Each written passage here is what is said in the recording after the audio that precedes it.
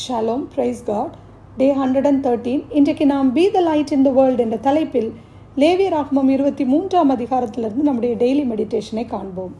நாம் இன்றைக்கு வாசித்த லேவியராகமம் 23ஆம் அதிகாரத்தை தியானிக்கும் போது இது கர்த்தருக்காக கொண்டாடப்படும் பண்டிகைகளை குறித்து சொல்லப்பட்டிருக்கிற ஒரு வேத பகுதி.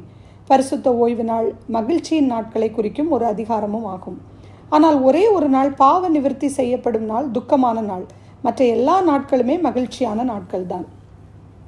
ஏனென்றால் கர்த்தர் தன்னுடைய சந்நிதியிலே மக்கள் அழுது கொண்டே வர வேண்டும் என்று ஒருபோதும் அவர் விரும்புகிறதில்லை. இந்த ஒவ்வொரு பண்டிகையின் விவரங்கள் வேதத்தில் மற்றொரு பகுதியிலும் கொடுக்கப்பட்டிருக்கிறது. இந்த அதிகாரத்தில் அது என்ன வரிசையில் அது செலிப்ரேட் பண்ணப்பட வேண்டும் என்று தெளிவுபடுத்துகிறதை காணலாம். ஓய்வு நாளும் அதில் ஒன்றாயிருக்கிறது. அதை முதலாவதாக நாம் பார்க்கிறோம்.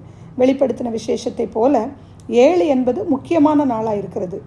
இங்கேயும் 7 என்ற சொல்லை நாம் காணலாம். ஓய்வு நாள் 7வது நாள் பெந்தைக்கோஸ்தே பண்டிகை 7வது வாரத்தின் இறுதியில் கொண்டாடப்படுகிறது. 7வது முழு நிலவை தாண்டி அடுத்த நாள் பாவத்திற்கான பரிகாரம் செய்யும் நாள். கூடார பண்டிகை 7வது மாதத்தின் பண்டிகை. லேவியராகமம் 25ஆம் அதிகாரத்திற்கு வரும் பொழுது ஓய்வு நாளை குறித்தும் யூபிலியை குறித்தும் பார்க்கலாம். எல்லாமே 7 என்ற எண்ணை சார்ந்தே வருகிறது. புளிப்பில்லாத 7 நாட்களில் கூடாரங்களில் அவர்கள் தங்கும் 7 நாட்கள் என்று பார்க்கலாம். இந்த பரிசுத்த பண்டிகைகளை ஆசரிக்கும்படியாக கர்த்தர் சொல்லுவதற்கு 2 மேஜர் ரீசன்ஸ் உண்டு. 1 சாதாரண காரியம், 2 தீர்க்க தரிசன நோக்கத்தோடு சொன்னார்.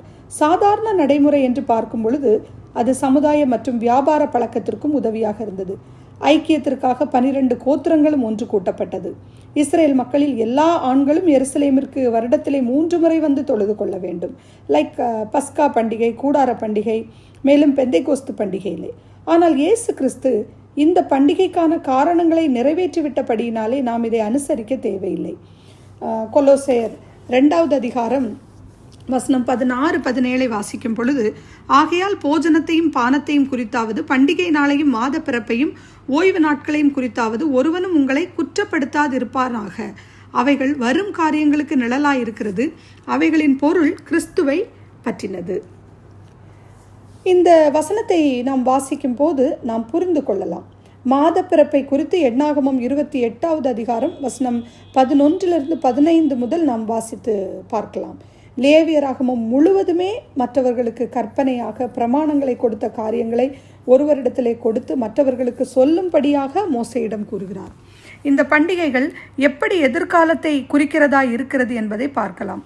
பஸ்கா பண்டிகை இயேசு கிறிஸ்துவின் சிலுவை பாடுகளை குறித்து மரணத்தை குறித்து சொல்லுகிறது. புளிப்பில்லா அப்ப பண்டிகை இயேசு கிறிஸ்துவின் மரணத்தினாலே நமக்கு அவரோடு உள்ள ஐக்கியத்தை காட்டுகிறது. முதற் பலன் இயேசு கிறிஸ்துவின் உயிர்த்தெழுதலை குறிக்கிறது. பெந்தைக்கோஸ்தே பண்டிகை திருச்சபையின் ஆரம்பத்தை குறிக்கிறது. எக்கால பண்டிகை இன்னமும் எதிர்காலத்திலே இஸ்ரவேல் ஜனங்கள் தங்கள் தேசத்திற்கு திரும்பி வருவதை பற்றி கூறுகிறது. வாரந்தோறும் அனுசரிக்கும் அந்த ஓய்வு நாளை பண்டிகையின் வரிசையில் கொண்டு வர முடியாது. இது மோசேயின் காலத்திற்கு முன்பு சிருஷ்டிப்பின் காலத்திற்குரியதாக இருக்கிறது. உபாகமம் புத்தகத்தில் மீண்டுமாக இந்த ஓய்வு நாள் அனுசரிக்கப்பட வேண்டும் என்று வலியுறுத்துகிறது. உபாகமம் 5வது அதிகாரம் 15வது வசனத்தை வாசிக்கும் போது நாம் புரிந்து கொள்ளலாம்.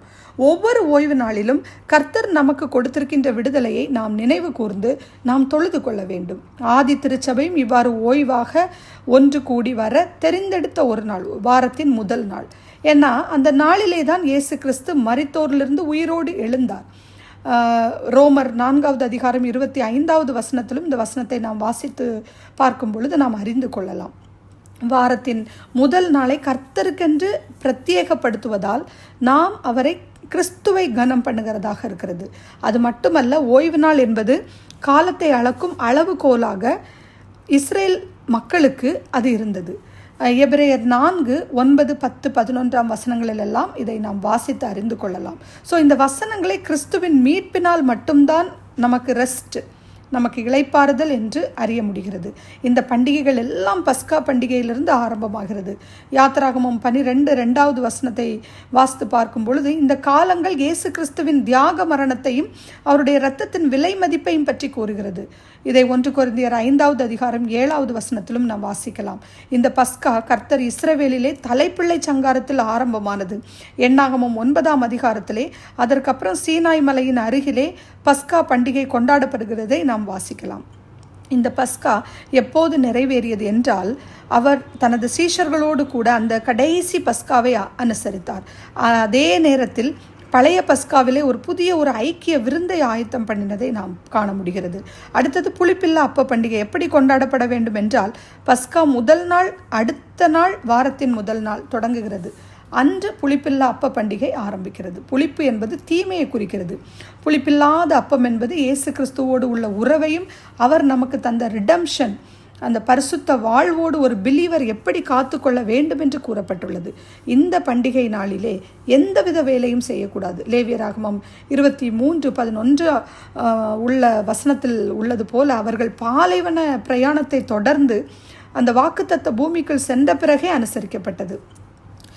மத்தேயு 28வது அதிகாரம் அந்த 1வது வசனத்தை வாசிக்கும் போது, ஓய்வு நாள் முடிந்து வாரத்தின் முதலாம் நாள் விடிந்து வருகையில் மகதலேனா மரியாளும் மற்ற மரியாளும் கல்லறையை பார்க்க வந்தார்கள். அப்போ ஒரு நாள் அந்த சபையானது உயிர்த்தெழுதலிலே சேர்த்து கொள்ளப்படும். ஆனால் இதுவரை அவர் ஒருவரே உயிரோடு எழுப்பப்பட்டு மகிமையான சரீரத்தை பெற்றவர் ஆவார். ஸோ சர்ச் எடுக்கப்படும் போது கிறிஸ்து உயிர்த்தெழுந்தது போல நாம் எல்லாரும் எழும்புவோம். ஏனென்றால் அவர் முதற் பலனாய் இருக்கிறார். யோவான் 12:24 நாம் இதை வாசிக்கலாம். முதற் பலன் எதை குறிக்கிறது? ஒரு அறுவடை பின்னாலே வருகிறது என்பதை குறிக்கிறது. அது விசுவாசிகளாகிய நாம் தான். அதாவது first 4 feast point to the work of Jesus in his first coming, அவருடைய earthly ministries as recorded in the New Testament. The second group of the last 3 feast points associated with the second coming of Jesus. So இது ஒரு lengthy chapter. இன்னும் நீங்கள் அறிந்து கொள்ளணும் அப்படின்னா அந்த ரெவ்யூவையும் நீங்கள் இன்னும் கொஞ்சம் வாசிக்கும்போது இன்னும் நீங்கள் அதிகமாய் இந்த அதிகாரத்தை குறித்து புரிந்து கொள்ளலாம். நாம் ஜெபிப்போம். அப்பா, ஸ்தோத்திரிக்கிறோமப்பா, அந்த காலை வேளையிலே உம்முடைய பாதத்தில் ஒப்பு கொடுத்து ஜெபிக்கிறேனப்பா. லேவியராகமம் 23வது அதிகாரத்தை வாசித்து அந்த பண்டிகை ஒவ்வொன்றும் அப்பா அது உண்மை ஃபோர்ஷேடோவா நிழலாட்டமாக காண்பிக்கிறதை அப்பா நாங்கள் பார்க்குறோம் சுவாமி. எங்களுக்காக எவ்வளவு பிளான் பண்ணி ஒவ்வொரு காரியத்தை நீங்கள் செய்திருக்கீங்கப்பா. அந்த புளிப்பில்லா அப்ப பண்டிகையில் கூட புளிப்பு என்பது தீமையை குறிக்கிறது. அந்த புளிப்பில்லாத அப்போ நீங்கள் உம்மோடு நாங்கள் உறவு கொள்ளும் பொழுது, நீங்கள் எங்களுக்கு அந்த தந்த ரிடம்ஷனை நாங்கள் காத்து கொள்ளும் பொழுது அப்பா நாங்களும் உம்மோடு பரிசுத்த வாழ்வதற்கு அப்பா எங்களால் முடியும் சுவாமி. உம்முடைய என்னை பலப்படுத்துகிற கிறிஸ்துவினாலே எனக்கு எல்லாவற்றையும் செய்ய பலனுண்டு என்பது போல இன்னும் நீங்கள் எங்களை பலப்படுத்துங்கப்பா. நீங்கள் முதற் பலனாக இருக்கீங்க. நீங்கள் மரித்தோரிலிருந்து எழுந்த அதே வல்லமை எங்களிலும் செயல்பட்டு கொண்டிருக்கிறபடியால் உமக்கு நன்றி செலுத்துகிறோம்ப்பா. எங்களுக்காக இன்னும் அப்பா அந்த நாட்கள் முழுவதும் உடைய சமாதான கரம் எங்களை நிறைக்கட்டும். நாங்கள் வாசிக்கும் பொழுதும் நாங்கள் பைபிள் மெடிடேட் பண்ணும் பொழுதும் எங்களோடு நீங்கள் பேசுங்கப்பா. துதி கன மகிமை அனைத்தையும் உமக்கே செலுத்தி இயேசுவின் இன்ப நாமத்தில் துதிக்கிறேன் எங்கள் ஜீவனுள்ள நல்ல பரமபிதாவே. ஆமீன்.